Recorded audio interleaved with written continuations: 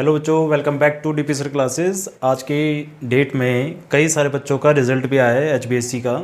और 11th class में commerce में काफ़ी बच्चे अकाउंट्स में मतलब कंपार्टमेंट भी आई होगी, रह भी गए होंगे। ठीक है, तो उनके लिए ये वीडियो मोस्ट इम्पॉर्टेंट है बेटा। 2 या 3 दिन में आपके पेपर होने वाले हैं। उसमें आपको कितना करना है, क्या नहीं करना, वो इस वीडियो में मैं आपको समझा दूंगा। और ये वीडियो सिर्फ समझाने के लिए नहीं है, ये आपको मैं सारे क्वेश्चंस भी कराऊंगा कि जो क्वेश्चंस आ सकते हैं पेपर में। तो कॉपी किताब लेके बैठ जाइए और बिल्कुल भी लापरवाही ना करते हुए आराम से सभी क्वेश्चन को करें और समझें। ठीक है, तो चलिए कॉपी निकाल के बैठ जाइए और क्वेश्चन करते हैं। पहला क्वेश्चन मोस्ट इम्पॉर्टेंट है। सारे इंपॉर्टेंट क्वेश्चन करवा रहा हूँ और प्रीवियस ईयर के जो क्वेश्चन हैं वो करवाऊँगा मैं आपको इसमें। ठीक है ना, जितने भी प्रीवियस ईयर के क्वेश्चन हैं। अब देखो क्वेश्चन क्या कह रहा है कि कैलकुलेट करना है आपको क्लोजिंग स्टॉक, जबकि ओपनिंग स्टॉक दे रखा है, कैश दे रखा है, सेल कैश सेल दे रखी है, क्रेडिट सेल दे रखी है और परचेज दे रखी है, और रेट ऑफ जीपी दे रखा है ऑन कॉस्ट दे रखा है। अगर कॉस्ट पे दे रखा है ना, एक चीज़ ध्यान रखो, जिस पर दे रखा होता है वो 100% होती है। तो कॉस्ट जो है 100% है। कॉस्ट अगर 100% है तो सेल कितने परसेंट होगी? सेल जो होगी हमेशा कॉस्ट से, लागत से ज़्यादा होती है। कितना ज़्यादा होगी? 25% ज़्यादा होगी। तो सेल कितने परसेंट होगी? 125%। ठीक है, अब सेल क्यों निकाला हमने? क्योंकि क्वेश्चन के अंदर ना हमें सेल दे रखी है, सेल दे रखी है, तो सेल पर ही परसेंटेज निकालकर जीपी आप फाइंड कर सकते हो। बस समझ आ रही है? तो सबसे पहले आप क्या करोगे, सेल से जीपी निकालोगे, ग्रॉस प्रॉफिट निकालोगे, फिर क्लोजिंग स्टॉक निकालेंगे। तो सबसे पहले क्या करेंगे, ग्रॉस प्रॉफिट निकालते हैं। ग्रॉस प्रॉफिट कैसे निकलेगा? सेल का कितने परसेंट? सेल को 25 से मल्टीप्लाई करेंगे और 125 से क्या करेंगे, डिवाइड। 125 से क्यों करा सर? क्योंकि यहाँ 125 है। अगर कॉस्ट दे रखी होती तो 100 से करते, और अगर सेल दे रखी है तो 125 से। ठीक है ना, ध्यान रखना, कॉस्ट जीपी जो है वो किस पर है? कॉस्ट पर है, इसलिए 125 से। सेल कितनी है? सेल इन दोनों को जोड़ दो, 60,000 और 40,000 यानी कि 1 लाख,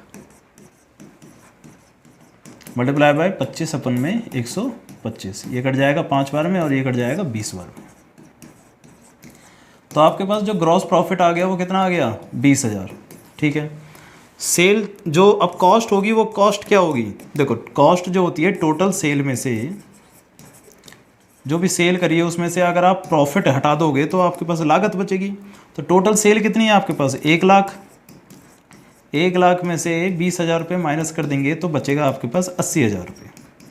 तो 80,000 क्या है आपके लिए? लागत आ गई। बस में रही, ये लागत आ गई। अब आपको क्लोजिंग स्टॉक निकालना है। तो क्लोजिंग स्टॉक निकालने के लिए ना लागत का फॉर्मूला यानी कि कॉस्ट का फॉर्मूला लगाना पड़ेगा आपको। कॉस्ट का फॉर्मूला क्या होता है?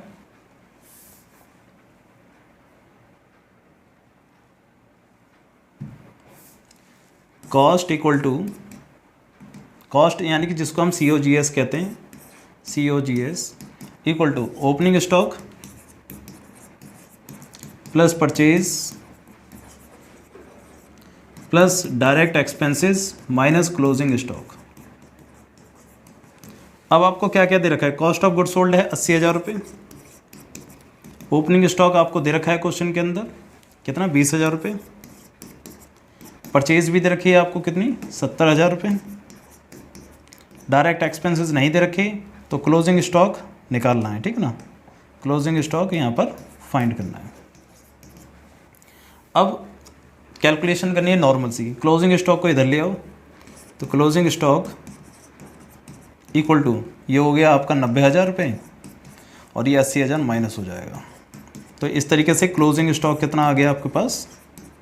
10,000। ये मोस्ट इंपॉर्टेंट क्वेश्चन है, पेपर में इस प्रकार का क्वेश्चन देखने को मिल सकता है। ठीक है ना, वीडियो को पॉज करते हुए इस क्वेश्चन को नोट कर लें। ठीक है, अगला क्वेश्चन देखते हैं।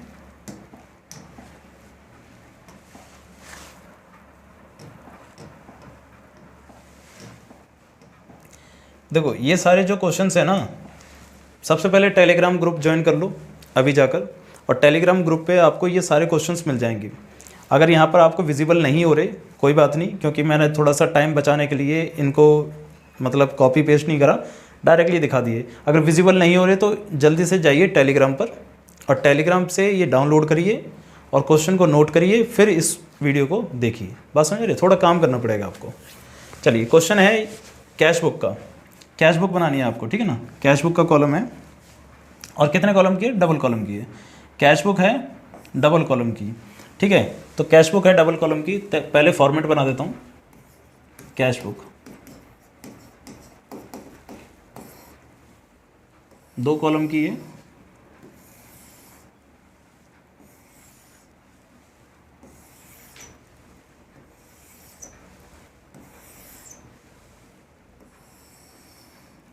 ठीक है। ये कैश हो जाएगा और ये बैंक हो जाएगा, ये कैश और ये बैंक, ठीक है। और ये पर्टिकुलर, ये भी पर्टिकुलर, ठीक। ध्यान क्या रखना है, कैश बुक के डेबिट साइड में क्या आता है, डेबिट साइड में जब कैश इंक्रीज होता है, कैश बढ़े किसी भी ट्रांजैक्शन से या बैंक बढ़े तो डेबिट साइड में, और कैश कम हो या बैंक कम हो तो क्रेडिट साइड में। बात समझ में आ रही है? बस इतना ही ध्यान रखो, पेपर में ज़्यादा कुछ ध्यान रखने की जरूरत नहीं, और थोड़ा बहुत तो ध्यान रख सकते हो आप। पहला है कैश इन हैंड और बैंक ओवरड्राफ्ट। तो ये जो कैश इन हैंड है और बैंक ओवरड्राफ्ट है ये बैलेंस है। तो जो कैश इन हैंड है वो पैसा हमारे पास है, बैंक ओवरड्राफ्ट मतलब हमारा लोन है। लोन अगर ओवरड्राफ्ट आता है ना उसको क्रेडिट साइड में लिखना है, और कैश इन हैंड आता है तो वो डेबिट साइड में आएगा। इतना ध्यान रखना, कैश इन हैंड है तो डेबिट साइड में और बैंक ओवरड्राफ्ट है तो क्रेडिट साइड में, ये लिखना है। और कैसे लिखना है, यहाँ पर लिखना है टू बैलेंस बीडी। कैश में कितना है 7500 रुपये, और इधर आना है बाय बैलेंस बीडी। बैंक में कितना है 3500 रुपये, ठीक है, इस तरीके से। नेक्स्ट है पेड वेजेस। वेजेस पे करिए आपने, वेजेस पे करिए तो वेजेस पे करने से आपका पैसा कम होगा या ज़्यादा होगा? सिंपल सी बात है, अगर आप मजदूरी पे कर रहे हो तो पैसा कम होगा। कम होगा तो किस तरफ आएगा, क्रेडिट साइड में। और किस वजह से पे करिए, बाय वेजेस की वजह से, वेजेस की वजह से। अब इसमें बैंक और कैश लिखा है नहीं, तो कैश मान लो तो 200 रुपये, इस तरीके से, ठीक है। Next cash cell. नगद में आपने सेल करा है, नगद में सामान बेचा है। नगद में अगर सामान बेचते हो तो नगद में सामान बेचने से क्या होगा कि पैसा आपका आएगा, हमेशा पैसा क्या होगा, आएगा। सेल करने से तो पैसा आता ही है ना, तो पैसे आपके पास आएंगे, तो आएंगे तो किस तरफ आएगा, क्रेडिट साइड में, ठीक है, और सॉरी डेबिट साइड में, इस तरफ। टू सेल किसमें, कैश में लिख देंगे 7000, क्योंकि कैश में सेल करी है आपने, ठीक है, नगद में से करी है। आगे कह रहा है कैश डिपॉजिट इनटू बैंक 4000, ये है कॉन्ट्रा एंट्री। क्यों? क्योंकि जब भी कैश और बैंक दोनों इफेक्ट करते हैं तो उसको कहते हैं कॉन्ट्रा एंट्री, ठीक है ना। अब इसमें क्या है कि आपने कैश डिपॉजिट करा है, तो कैश डिपॉजिट करा है तो कैश तो कम हो रहा है और बैंक बढ़ रहा है।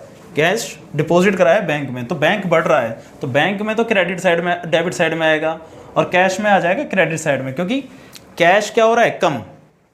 जब आप पैसा डिपॉजिट कराओगे तो कैश क्या हो रहा है, कम हो रहा है, ठीक है, बात समझ आ रही। कैश अगर कम हो रहा है तो कैश में इधर आ जाएगा बाय बैंक की वजह से, ठीक है। कितने रुपए, 4000 रुपये। इससे क्या मतलब समझ में आ रहा है, इससे ये मतलब समझ में आ रहा है कि कैश की वैल्यू क्या हो रही है, कम हो रही है, और बैंक की वैल्यू बढ़ रही है। टू किसकी वजह से, कैश की वजह से, क्योंकि बैंक में हमने कैश जमा करा दिया। बात समझ आ रही है, इसको कहते हैं कॉन्ट्रा एंट्री, और कॉन्ट्रा एंट्री को इस तरीके से ये सी डिनोट करके दिखा देना होता है। बात समझ आ रही है, ध्यान रखना। नेक्स्ट है goods purchase and paid by cheque. सामान खरीदा है और उससे हमने जो पेमेंट करी है वो किससे करी है, चेक से करी है। कितने रुपए की, 2000 रुपये की। तो पेमेंट किससे करी है, पेमेंट देखो बस कैश बुक में आपको कैश के पेमेंट को देखना है, पैसे आए हैं गए हैं, पैसा गया है, पेमेंट करी पैसा गया है, तो किस तरफ आएगा, क्रेडिट साइड में। तो यहाँ पर लिखा जाएगा बाय परचेज। कितने रुपए, 2000 रुपये, और बैंक से करें तो बैंक में, चेक से करें तो बैंक में, ठीक है। आगे है Drew from bank for personal use. Personal use के लिए आपने पैसे निकाल रही है, तो यानी कि ड्राइंग है, तो पैसा तो कम हो रहा है ना, पैसा कम हो रहा है तो किस तरफ आएगा, क्रेडिट साइड में, बाय ड्राइंग। बस आप इतना देखो पैसा बढ़ रहा है या घट रहा है, और बैंक से निकालें तो 400 रुपये बैंक में आएगा, ठीक है। फिर आपने सैलरी पे करी है, सैलरी पे करी है कितने रुपए की, 1000 रुपये की, तो पे करिए तो पैसा तो कम ही हो रहा है, तो बाय सैलरी, ठीक है, कितने रुपए, 1000 रुपये, और कैश में आएगा क्योंकि कुछ नहीं लिखा, ठीक है। अब इसका क्लोज कर देते हैं, इस तरफ का जोड़ते हैं और इस तरफ का जोड़ते हैं, देखते हैं किस तरफ का ज़्यादा है। तो देखो 7500 और 7 14,500 और ये 5,200, तो इस तरफ का ज़्यादा रहा है तो इस तरफ लिख देंगे 14,500। जिस तरफ का ज़्यादा होता है वो दोनों तरफ लिख दिया जाता है, फिर उसमें से ये माइनस होते हैं। 14 में से 1 गया तो 13, फिर 4 गए तो 9, 9,500 और 200 और गए तो 9,300। इस तरीके से ये आ जाएगा बाय बैलेंस सी डी, ठीक है। अब इस तरफ का देखो किस तरफ का ज़्यादा आ रहा है, ये 4 है और ये ज़्यादा आ रहा है, तो 35 और 2 55, 900, 5 900, ठीक है। तो 5 900 में से 4,000 माइनस हो जाएंगी तो कितना बचेगा, 1900। तो 1900 यहाँ पर आ जाएगा टू बैलेंस सी डी। क्या सर बैलेंस सी डी दो तरफ आ सकता है? आ सकता है। जब ओपनिंग बैलेंस दो तरफ था तो क्लोजिंग क्यों नहीं हो सकता? बात समझ रही? तो इस क्वेश्चन को नोट करिए फटाफट से और चीज़ों को समझिए, ठीक है ना। नोट करिए फटाफट से और टेलीग्राम से इसे डाउनलोड कर लेना पीडीएफ को, ठीक है। अगला देखते हैं। अगला क्वेश्चन है आपका रेक्टिफिकेशन ऑफ एरर का। रेक्टिफिकेशन ऑफ एरर जिसमें आपको सस्पेंस अकाउंट और ये सब बनाना होता है। क्वेश्चन कह रहा है पहला, cash receive from Mohit 4,000 was posted to Mahesh as ₹1,000। जब भी ये वर्ड पोस्टेड आ जाए ना, पोस्टेड, तो पोस्टेड का मतलब होता है कि वन साइड एरर हो रही है। तो वन साइड एरर हो रही है तो सस्पेंस अकाउंट क्रिएट होता है। अब देखो हुआ क्या है कि मोहित से 4,000 रुपये प्राप्त नगद हुए, तो मोहित से आपको कैश रिसीव हुआ है 4,000 का। आपको सही एंट्री, करेक्ट एंट्री क्या करनी चाहिए थी? करेक्ट एंट्री सबसे पहले इसमें दो चीज़ें देखनी होती है, करेक्ट और रॉन्ग। करेक्ट एंट्री क्या होगी? अगर आपको मोहित से पैसे रिसीव हुए हैं तो एंट्री क्या होगी? कैश अकाउंट डेबिट, पैसा आया है ना। अभी कैश बुक समझाई हमने, कैश आता है तो कैश हमेशा डेबिट होता है, ये ध्यान रखना। कैश अकाउंट डेबिट टू मोहित, ध्यान रखना। कैश आ रहा है तो कैश डेबिट होगा, बस समझ मेरी। कैश आ रहा है तो कैश डेबिट होगा और जा रहा है तो क्रेडिट होगा। कितने रुपए से? 4,000 रुपये से। आगे, posted to Mahesh as ₹1,000। Posted का मतलब है एंट्री नहीं करी, बस गलती कर दी। महेश के अकाउंट को पोस्ट कर दिया कितने रुपए से? 1,000 रुपये से। और पोस्ट में क्या करा है? क्रेडिट या डेबिट? क्रेडिट, ठीक है ना। महेश के अकाउंट को क्या कर दिया? क्रेडिट कर दिया, क्योंकि जैसा यहाँ पर मोहित को कर रखा है ना, हमने क्या करा था कि मोहित के अकाउंट को क्रेडिट करना था, गलती से महेश के अकाउंट को क्रेडिट कर दिया, गलती कर दी महेश के अकाउंट में। अब इसको सही करना है। सही करने के लिए आपको ध्यान क्या रखना है कि बस नाम में गलती हुई है, मतलब जहाँ मोहित का अकाउंट लिखना था वहाँ आपने महेश का लिख दिया। तो अब आप सही क्या करोगे? महेश के अकाउंट को डेबिट कर दोगे, क्योंकि उसमें क्रेडिट हो रखा है ना। तो महेश के अकाउंट को क्या कर दोगे? डेबिट। तो महेश अकाउंट डेबिट टू मोहित के अकाउंट को क्रेडिट कर दोगे। बात समझ आ रही है? तो यहाँ पर क्या गलती हुई है आपसे कि मोहित की जगह आपने महेश लिख दिया। तो महेश को हटाने के लिए उसको उल्टा करना पड़ता है। आपने क्रेडिट कर रखा है तो डेबिट करना पड़ेगा, और डेबिट कर रखा हो तो क्रेडिट करना पड़ेगा। बात समझ रही है? तो महेश को डेबिट कर दिया और मोहित को क्रेडिट कर दिया, क्योंकि उसे तो क्रेडिट करना ही था। तो पहली एंट्री ये हो जाएगी आपकी रेक्टिफिकेशन की, ठीक है ना। दूसरी एंट्री देखते हैं।